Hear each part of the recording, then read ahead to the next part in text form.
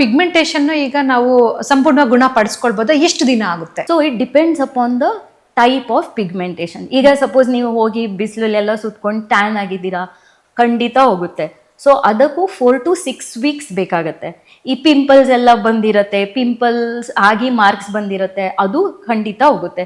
ನಿಮ್ಗೆ ಏನಾದರೂ ಗಾಯ ಆಗಿರತ್ತೆ, ಅಲರ್ಜಿ ಆಗಿ ಏನಾದರೂ ಡಾರ್ಕ್ ಆದರೆ ಅದೂ ಹೋಗುತ್ತೆ.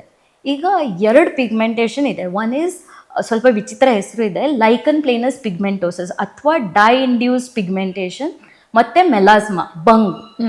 ಈ 2 ಕಂಡೀಷನ್ ಸ್ವಲ್ಪ ಡೈಸಿ ಇರುತ್ತೆ, ಅದು ಬಹಳ ಕಷ್ಟ ಟ್ರೀಟ್ ಮಾಡೋದು. ಬಟ್ ಟ್ರೀಟ್ಮೆಂಟ್ ಏನಕ್ಕೆ ಮಾಡಬೇಕು ಅಂದರೆ ಅದರಿಂದ ಅದು ಲೈಟ್ ಆಗ್ತಾ ಹೋಗುತ್ತೆ, ಅಟ್ಲೀಸ್ಟ್ ಜಾಸ್ತಿ ಆಗೋದಿಲ್ಲ, ಸ್ಪ್ರೆಡ್ ಆಗೋದಿಲ್ಲ.